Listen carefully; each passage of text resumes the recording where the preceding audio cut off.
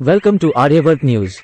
नमस्कार, स्वागत है आपका आर्यवर्त न्यूज में। इस समय की विशेष खबर, चंद्रयान 3 की सफलता के बाद अब सूर्य को जानने की हो रही है कोशिश। आने वाले 4 महीने की यात्रा में क्या क्या करेगा आदित्य L1 मिशन, इसमें कौन कौन से चरण होंगे, आइए जानें।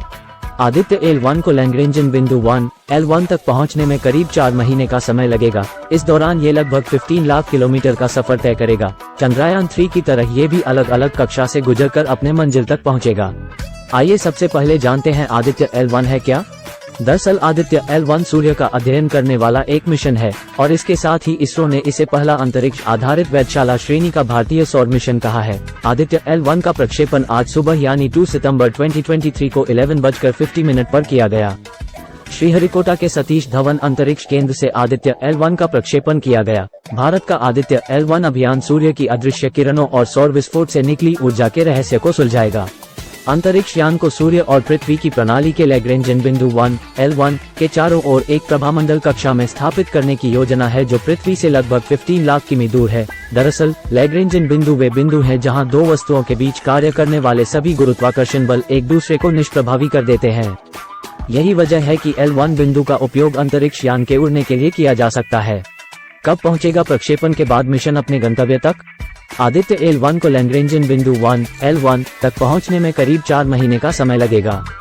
इस दौरान यह लगभग 15 लाख किलोमीटर का सफर तय करेगा। चंद्रयान 3 की तरह ये भी अलग अलग कक्षा से गुजरकर अपने मंजिल तक पहुंचेगा, यानी आदित्य L1 को भी सीधे नहीं भेजा गया है, ये भी घूमते हुए जाएगा।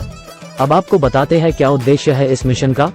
भारत का महत्वाकांक्षी सौर मिशन आदित्य L1 सूर्य के वायुमंडल का सबसे बाहरी भाग की बनावट और इसके तपने की प्रक्रिया, इसके तापमान, सौर विस्फोट और सौर तूफान के कारण और उत्पत्ति, कोरोनल लूप प्लाज्मा की बनावट, वेग और घनत्व, चुंबकीय क्षेत्र की माप, सूरज में होने वाले सबसे शक्तिशाली विस्फोट जो सीधे पृथ्वी की ओर आते हैं इसकी उत्पत्ति, विकास और गति, सौर हवाएं और अंतरिक्ष के मौसम को प्रभावित करने वाले कारकों का अध्ययन करेगा।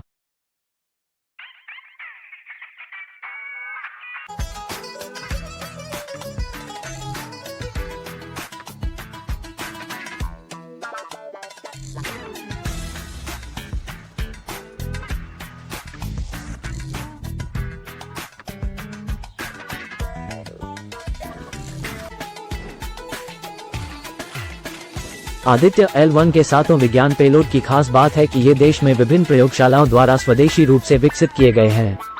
ये सभी पेलोड इसरो के विभिन्न केंद्रों के सहयोग से विकसित किए गए हैं। Thanks for watching Aryavart news.